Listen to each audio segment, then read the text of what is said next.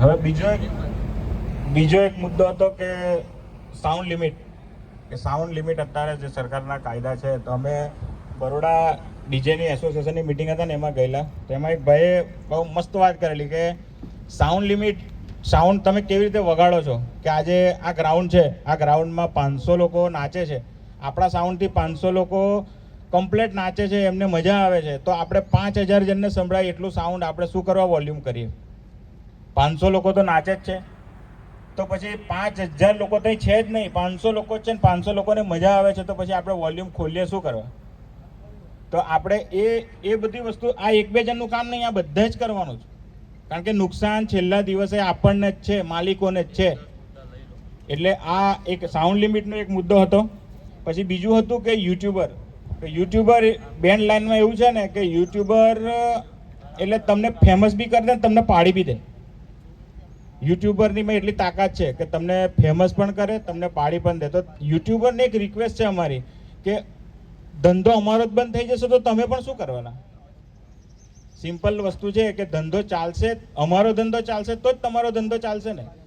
તો તમારે પણ અમને એટલો જ સપોર્ટ કરવાનો કે જેથી કરીને આવનારા સમયમાં બેન્ડના નામને, બેન્ડ માલિકને કે બેન્ડના કારીગરોને તકલીફ ના થાય. આ તમે ખોટા થંબનેલ મૂકીને કે ભાઈ ફલાણી આમ હે, ઢીકની આમ હે, વો ટક્કર હોગી, વો ટક્કર હોગી, આ બધા વિડીયો મૂકીને ખાલી એક માલિકને પૂછજો જઈને કે ભાઈ તું કેટલો ખર્ચો કરે છે. તમે તમારા થોડા વ્યૂ માટે એટલું કરતા હોય તો પેલા માલિકને તો આટલો બધો ખર્ચો કરીને જે બેન્ડ ઊભું કરે છે, તમારા એક થંબનેલથી કે એક તમારા ખરાબ વિડીયોથી એની ઇજ્જતનો ભાજીપાલો થઈ જશે તો એને કેટલું લાગશે. એ જેવું હોય એવું, નાનું મોટું જેવું હોય એવું, તમે કોઈનું પણ વિડીયો બનાવો છો, વિડીયો મૂકો છો, તો એટલીસ્ટ દરેક યુટ્યુબરને, કારણ કે અમારે એવું નથી કે અમારે તમારી જરૂર નથી, તમે છો તો અમે છે ને અમે છો તો અમે છે તો તમે છે, તો આપણે બધા જોડે મળીને કામ કરવાનું. પણ યુટ્યુબરોને એક ખાસ રિક્વેસ્ટ કહો કે વોર્નિંગ કહો, આ અમારી રિક્વેસ્ટ બી છે અને વોર્નિંગ બી છે કે ભાઈ કોઈ પણ બેન્ડ માટે તમે ખરાબ થંબનેલ, ખરાબ વિડીયો ના મૂકશો, જેથી કરીને એ બેન્ડના માલિકને, એ બેન્ડના કારીગરને કે એ બેન્ડના નામને એને લીધે તમારા એક વિડીયો કે એક પોસ્ટને લીધે તમારા એને માલિકને સોસવું પડે.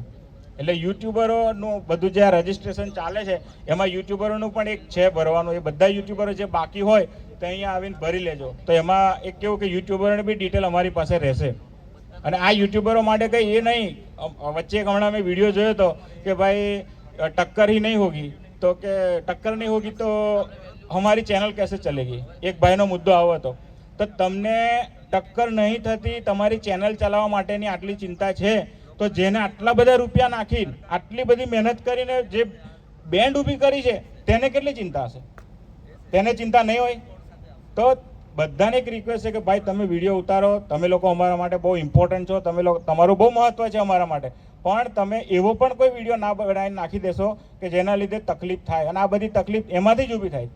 બેન્ડ માલિકોને કંઈ હોય ના, કારીગરોને કંઈ હોય ના, હામે જે વિરોધ થાય છે ને, અડધા વિરોધ યુટ્યુબર કરાવે. જો કોઈને ખોટું યુટ્યુબરને લાગ્યું હોય તો સોરી, પણ અડધા, આ હકીકત છે, આ હકીકત છે કે અડધા જે વિરોધ બેન્ડો વાળાના થાય છે યુટ્યુબરથી થાય. તો તમને બધાને એક રિક્વેસ્ટ છે કે થોડા ઘણું આ બધું લાઇનમાં આવતા ટાઈમ લાગશે, તમારા વ્યૂ ઓછા થશે, પણ જે દિવસ આ બધી વસ્તુ એક લાઇનમાં ગોઠવાઈ જશે ને તો આપણને બધા માટે ઇઝી ને બધા માટે હેલું રહેશે. અને આ ધંધો એટલો મસ્ત ચાલશે કે જેની આપણને ચિંતા બી નહીં રહે. અત્યારે બહુ જ ચિંતા છે, બહુ એટલે પુષ્કળ ચિંતા છે કે સાલું શું થશે એમ, આપણી આ સાઉન્ડ લાઇનનો કે આપણી બેન્ડ લાઇનના ધંધાનું થશે શું. એટલે દરેક યુટ્યુબરને એક આ એક મેઇન અમારો જે એસોસિએશનના કોમ્પિટિશનના મુદ્દા હતા એની મહિનો એક મેઇન મુદ્દો છે કે યુટ્યુબર આ વસ્તુનું ધ્યાન લે. અને જે મેઇન યુટ્યુબરો છે, મોટા યુટ્યુબરો, તમે બી તમારું એક ગ્રુપ હશે જ, પણ બનાવો, એમાં તમે લોકો બી તમારા થોડાક નીતિ નિયમો નક્કી કરો કે ભાઈ આપણે કોઈ એવા વિડીયો, કોઈ એવા ફાલતુ એ ના કરે કે જેનાથી બેન્ડ માલિકને કે આ બધાને પ્રશ્નો ઊભા થાય. કારણ કે તમે એવું વિચારશો કે આ વિડીયો ખાલી બેન્ડના જે લગતા વળગતા લોકો છે તે જ જોવે, ના, એ તમે ભૂલી જ જજો. કારણ કે આ વિડીયો સરકારી અધિકારીઓ પણ જોવે છે. એ અધિકારીઓ જોશે ને પછી આપણા પર કંઈક ભવિષ્યમાં કંઈ ના લેવાની એક્શન લેશે ને તો આપણે બધાએ ઘરે બેસવાનો વારો આવશે.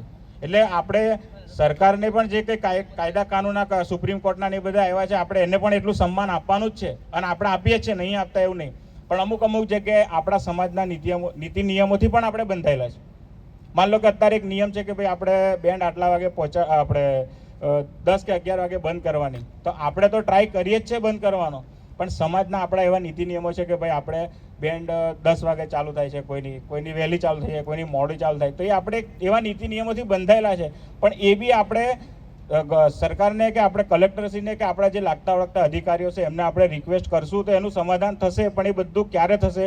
જ્યારે આપણે કમ્પ્લીટ કોઈ ફરિયાદ વગર યુટ્યુબરો એમનું કામ કરશે, બેન્ડ માલિકો એમનું કામ કરશે, આ કોમ્પિટિશનો નહીં થાય. કારણ કે જે અંદર જાય છે ને એમને ખબર છે કે શું વાત થાય છે.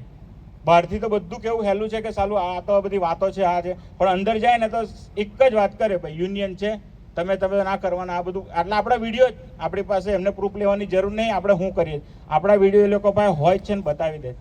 તો આપણે દરેક માણસ પોતપોતાના બેન્ડની પોતપોતાની, એવું નહીં બેન્ડ માલિક એકલો, કલાકાર પણ એટલી કાળજી લે.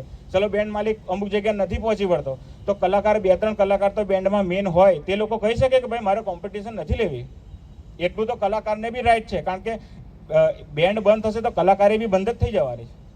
એટલે દરેક કલાકારને, દરેક યુટ્યુબરને, દરેક બેન્ડ માલિકને એક બહુ એટલે બહુ જ, કારણ કે હજુ ઘણા ખરાને નથી ખબર કે શું થવાનું, પણ અમને ખબર છે શું થવાનું. ભવિષ્ય અમે જોયું છે કે શું થવાનું છે આવતા સમયમાં.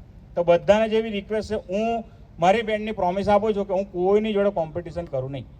આ મારી પ્રોમિસ. મારું નામ બગડવું છે તો બગડશે, જે થવું એ થશે, પણ હું મારી બેન્ડ JS બેન્ડ ખોખરા, હું કોઈની જોડે કોમ્પિટિશન નહીં કરું. અને જો હું કોમ્પિટિશન કરું તો તમે બધા યુનિયન જે દંડ કે નિયમ નક્કી કરશે એ મને મંજૂર છે. આ મેં શરૂઆત મારાથી જ કરી, બીજાને નહીં, પણ મેં મારાથી શરૂઆત કરી કે મારી બેન્ડનું કંઈ પણ જગ્યાએ તમને કોઈ એક વિડીયો એવો લઈ આવજો તો તમે જે દંડ કે તમે જે કહો એ મારે કરવાનું હું તૈયાર. એટલે દરેકને એવી રિક્વેસ્ટ છે કે તમે પોતે જવાબદારી લો. આપણે આપણો ધંધો બચાવવાનો છે, નહીં તો ચણા મમરાના ભાવમાં આપણે નીકળી જશું.